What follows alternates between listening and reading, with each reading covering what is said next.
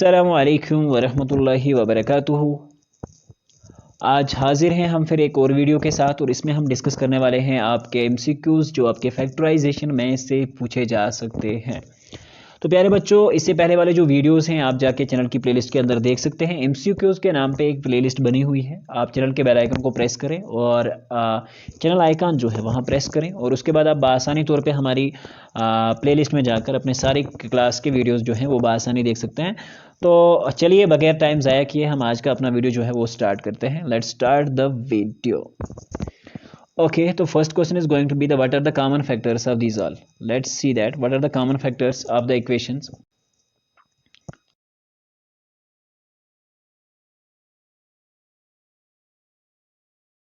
And x cube and y cube are. So first you need to write x square y square in this form, क्योंकि x दो बार है तो दो बार यहाँ पे लिखा हुआ है, आप नीचे चेक कर सकते हैं, मैंने सोल्यूशन में लिखा हुआ है। और y भी दो बार है और x भी दो बार है और यहाँ पे इक्वेशन के हिसाब से सॉल्व कर रखा है, ठीक है। So actually x into y, so common what are the common things. अगर आप इसकी कॉमन चीज़ें इसमें से देखोगे तो देखो यहाँ x और x दोनों बार कॉमन हो रहा है तो मतलब x है, और y भी दो बार कॉमन हो रहा है तो आप इजीली चेक कर सकते हो, यहाँ भी दो बार y है और यहाँ पे भी दो बार y है। So this is going to be the common things here and this is the first question. X square और वाई स्क्वायर दोनों में कॉमन है, so you can easily count them out, ठीक है।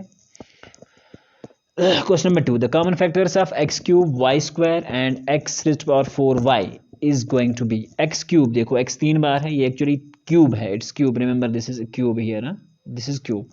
एक्स क्यूब तीन बार x और y square दो बार आप लिखोगे, इस तरह से एक्स रेज़्ड पावर 4 चार बार x और एक y। अब कॉमन चीज़ें ढूंढनी है, यहाँ पे देख पा रहे हो आप x दोनों में कॉमन हो रहा है और यहाँ पे भी फिर से x कॉमन हो रहा है, ठीक है। इस तरह से x और कॉमन हो रहा है फिर से, ठीक है। तो answer is going to be x cube, तीन बार x और एक बार y कॉमन है दोनों में, ये देख लो, ये दोनों में आ रहा है भाई और कहीं पे डबल बार नहीं आता है। So this is going to be the common thing.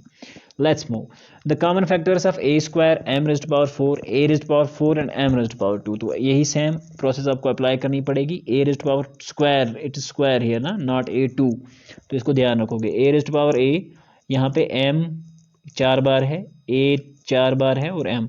अब देखना है कॉमन चीज़ें, देखो यहाँ a कॉमन है, फिर से एक a कॉमन मिल रहा है मुझे, और m और m कॉमन मिल रहे हैं और यहाँ m और m कॉमन। अब इन दो का पेयर मुझे नहीं मिल पा रहा है कहीं पे भी नीचे, तो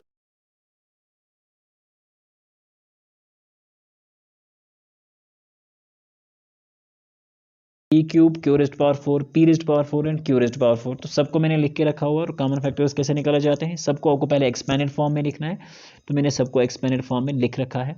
और ये हमारा क्यूब है और ये हमारा ये है और ये हमारा ये है, ठीक है। अब कॉमन चीज़ें जो हैं वो आप देख सकते हो, आप इजीली फाइंड आउट कर सकते हो। I am keeping it to you, यहाँ पे देख लो, ये देख लो, और ये सेम थे, पी क्यू अलग अलग हैं, और यहाँ पे देखो ये क्यू और ये क्यू को अगर हम मिला दें और ये क्यू और ये क्यू को मिला दें और ये क्यू को ये, तो पी भी तीन बार में मिक्स हो रहा है और ये भी। Got the point. Let's move common factors of 12y और 30। 12y और 30 की अगर हम फैक्टर निकालें तो फैक्टर 30 के भी आपको प्राइम फैक्टराइजेशन करनी पड़ेगी। 30 की प्राइम फैक्टराइजेशन कुछ ऐसे होगी, 2 15s आर, ठीक है, और 3 5s आर, तो 2 इंटू 3 इंटू 5 ये ऐसे आता है, 2 इंटू 3 इंटू 5। यहाँ 12 है पहले, तो पहले 12 के फैक्टर्स आप निकालोगे, तो 2 इंटू यहाँ पे 6 आ जाएगा और फिर से 2 इंटू 3 हो जाएगा, तो 2 इंटू 3, ठीक है, 2 इंटू 2 सॉरी, 2 इंटू 2 और ये 2 6 आर और 2 3 आर, तो 2 इंटू 2 इंटू 3। तो देखो कॉमन क्या आ रहा है इसमें, 2 2, और यहाँ पे आ रहा है 3 और 3 कॉमन, और कोई चीज़ नहीं है, तो 2 3 6 इज द कॉमन थिंग। तो दिस इज द आंसर।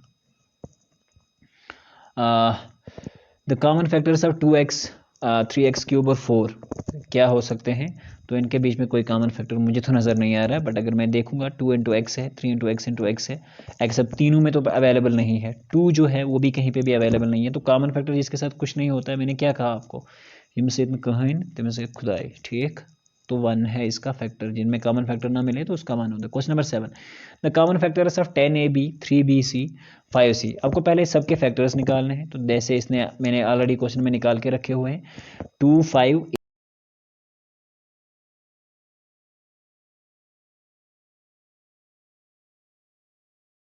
देखो यहाँ पे 5 भी है, यहाँ पे 5 भी है, और फैक्टर्स को मल्टीप्लाई करेंगे तो 2 5 10, बाकी कोई कॉमन नहीं है, ठीक है।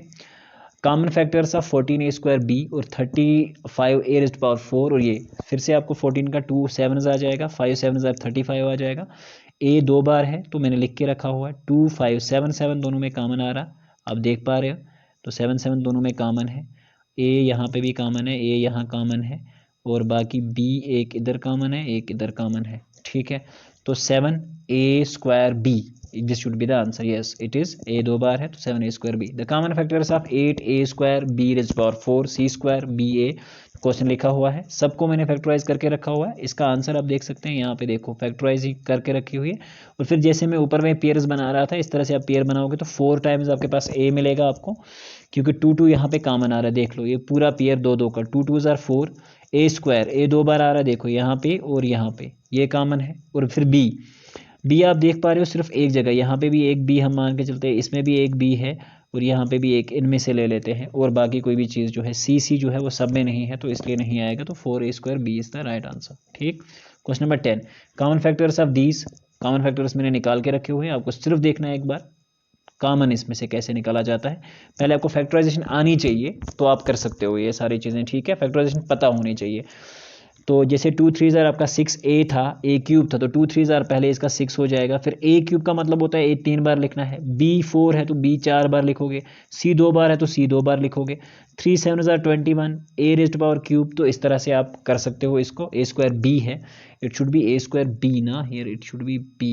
तो ये आपका इसका इस तरह से आंसर निकल के आ जाएगा। Got that point. Let's move to the next. The common factors of these are equal,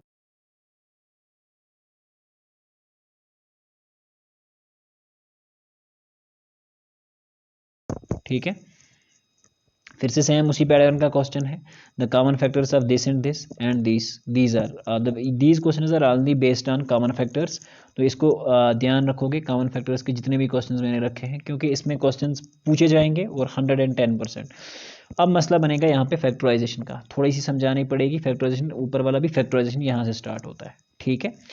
factorise का मतलब क्या होता है बच्चों, ध्यान रखना। फैक्टराइजेशन का मतलब होता है कि फैक्टर्स निकालना, किसी भी चीज़ के फैक्टर्स। जैसे मान के चलो यहाँ पे हमारे पास क्वेश्चन था 12a² b, 12a² और था b, प्लस था हमारे पास 15 और था ab², ऐसे है। यहाँ पे मुझे फैक्टर्स लेने हैं कि कॉमन इन दोनों में क्या चीज़ें आ सकती हैं। तो देखो बच्चों, यहाँ पे 3 और 12 के बीच में कॉमन क्या चीज़ है, मुझे 3 दोनों का फैक्टर है, 4 से तो नहीं होगा, 3 से दोनों को हो जाएगा। तो वैसे हम करेंगे, a यहाँ पे भी प्रेजेंट है और a यहाँ पे भी है, b यहाँ पे भी है तो b यहाँ पे भी है, तो इसमें से हम 3ab को कॉमन ले लेते हैं। देखो अब मुझे वापस 12 लाना है, तो मैं क्या करूँगा, a ऑलरेडी बाहर है तो 3 4 12, 12 तो आ गया। मुझे एक a बाहर है तो यहाँ एक a रखेंगे हम, ठीक है। तो 4a हो गया, b ऑलरेडी बाहर है तो 4ab, complete this one term. Plus अब इस टर्म को लाने के लिए मुझे 5 मल्टीप्लाई करना पड़ेगा। ए बी तो मेरे पास है लेकिन b² में है, तो यहाँ पे मैं b रखूंगा। तो this is going to be the answer of this question, ठीक है। इस तरह से फैक्टराइजेशन की जाती है, आपको कॉमन फैक्टर्स निकालने और उनको फिर कॉमन लेना पड़ता है। सेम आपको क्वेश्चन नंबर 17 भी इसी मेथड से सॉल्व होता है। इसको देख लो एक बार, और मैंने सॉल्व करके रखा हुआ है, आप समझ सकते हो। अगर इसको मैं सॉल्व कराऊंगा तो it will be a very lengthy video, so I am not going to solve it out. मैंने एक पार्ट दिखा दिया। यहाँ पे देखो, अगर ये 6x - 42 है, सिंपल सी चीज़ है, मैं बता देता हूँ जो लंबा क्वेश्चन नहीं है। यहाँ से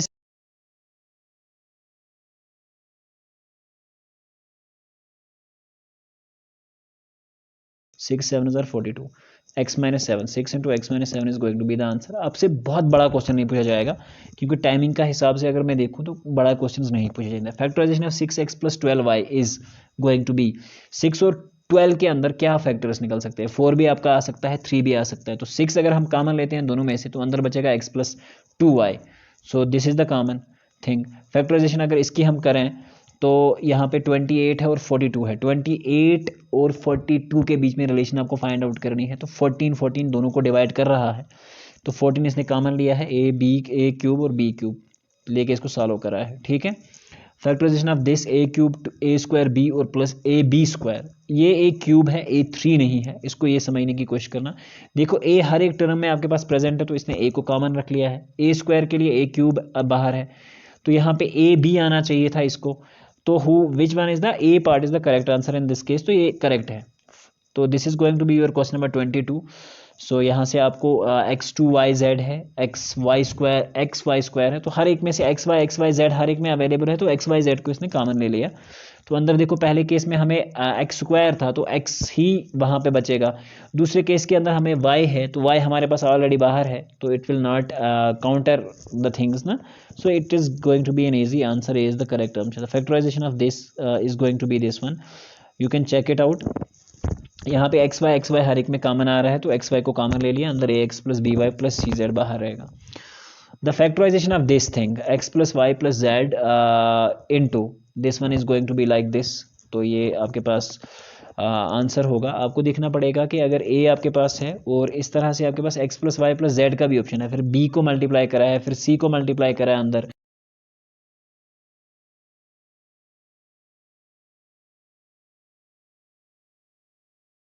मल्टीप्लाई करोगे तो आंसर बिल्कुल बराबर एग्जैक्टली बराबर आएगा। तो हिंट इस तरह से हिंट भी दे रखा है मैंने, तो आप इसको सॉल्व कर सकते हैं। Factorization of this could be like this. तो ये सॉल्व करना एक एक पार्ट करके। आपकी फैक्टराइजेशन के जितने भी देखो 6 है, 4 है और 6 है और 9 है, हर एक में क्या चीज़ कॉमन निकल सकते हो आप। कुछ चीज़ों में आएगा कॉमन, कुछ में नहीं आएगा। तो पेयरिंग में कॉमन निकाल रहा है ये यहाँ पे 2 में पेयर कर रहा है, क्योंकि 4 का कोई कॉमन फैक्टर 6 और 3 के साथ मिक्स नहीं हो रहा 4 का, ठीक है। 2 तो आएगा बट एक पेयरिंग नहीं बन रही है 9 के साथ जो सब में से कॉमन निकल के आ जाए, ऐसी टर्म नहीं है। तो 3x-2 और 2y-3, तो ये इसने किया हुआ है क्वेश्चन, आप देख सकते हो। The factorization of x square plus x y plus 2y plus 2y is, तो this is going to be your factorization, you can solve it easily. क्योंकि अगर इसको एक एक क्वेश्चन को सॉल्व करेंगे तो आपकी वीडियो 2 घंटे की बन सकती है, ठीक है। It's not going very easy. ये क्वेश्चंस भी पूछे जा सकते हैं एक्स के बेस पे कॉमन जो है, ठीक है। Check them out. 31 क्वेश्चन आपका ये है, यू कैन स्क्रॉल डाउन और type it, solve it perfectly, ठीक है। किसी भी क्वेश्चन में आपको अगर प्रॉब्लम होती है तो do find to us, because I am not going to solve this further, क्योंकि इसमें बहुत टाइम लग सकता है, ठीक है। मैंने 1-2 क्वेश्चन इसलिए दिखाए ताकि आपको आइडिया हो जाए और किस तरह के क्वेश्चन आपसे पूछे जा सकते हैं, आइडिया वो हो जाए। क्योंकि आपने पूरे साल मेहनत से पढ़ा होगा, अगर किसी ने पढ़ा नहीं है तो कुछ भी कर लो, but remember these questions are very important and your exam is most near. तो इन क्वेश्चंस को सॉल्व करोगे, it's not going to be easy for the people seeing first time, ठीक है। फैक्टराइजेशन, खासकर फैक्टराइजेशन में तो हाँ, इसमें अब ये क्वेश्चंस हैं कुछ जो मैं आपको बताने वाला हूँ। 0.465 into 0.465 plus 2.0 into this one is going to be. So इसमें आपको ध्यान रखना है हर एक जगह 0.65 है, तो इसको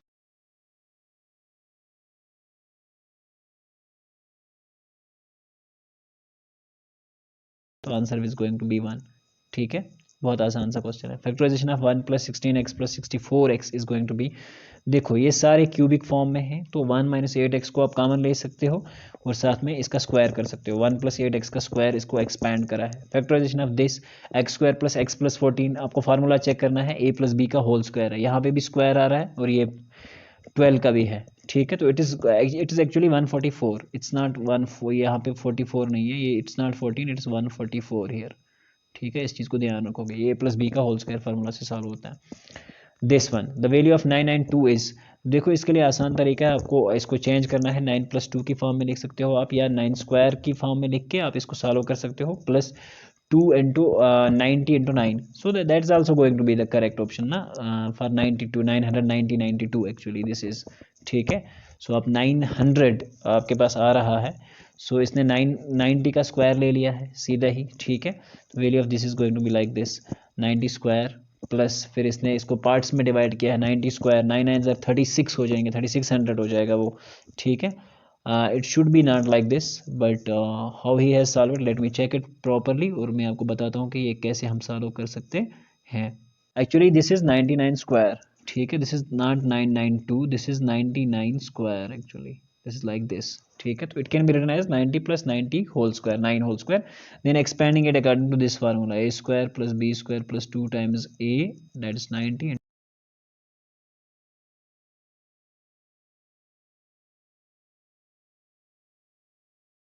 दिया हुआ है नीचे, आप इजीली इसको गैस कर सकते हो। यहाँ पे 492 है, actually it's 49 square, it's not 492, it is 49 square. Remember this, PDF के दौरान ये जब हम कंप्यूटर पे लिखते हैं तो थोड़ा सा इशू हो जाता है इसमें।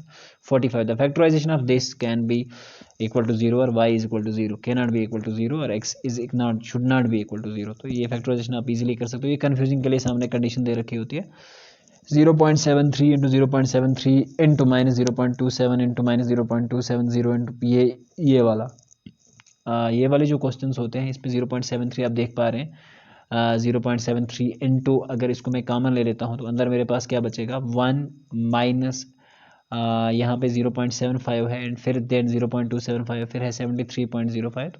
तो you can sort out this is very easy, ठीक है। तो यहाँ पे आप देख रहे हो इसने जैसे इन दो को कॉमन लिया है, फिर इन दो को ऐड करा है, मल्टीप्लाई वाली टर्म्स को अलग ले लिया है और लास्ट पे इसका आंसर निकला है। Factorization of x square minus 9, x square minus 9 की फैक्टराइजेशन आ जाएगी एक्स माइनस क्यूब, सीधा ही एक्स स्क्वायर है तो a square minus b square, you can write it as simply ये ए स्क्वायर माइनस, देखो this is very easy, this is x square minus 9, we can write x square minus 9 को हम 3 square लिख सकते हैं, तो a square minus b square हो गया, तो ए प्लस बी हो गया x plus 3 into x plus 3 into x minus 3, this is going to be the answer, third one is the correct answer, ठीक है। चेंज भी करने पड़ते हैं कहीं कभार कोई क्वेश्चन। सो यहाँ पे फिर से वही वाला क्वेश्चन है, उसी के बेस पे पूछा गया है 6x minus 1 a minus b into a plus b, that is going to be a square minus b square, very nice answer, बहुत आसान सा क्वेश्चन है, ठीक है, इतना टिपिकल भी नहीं है। So answer b is going to be the correct। तो इसने फिर से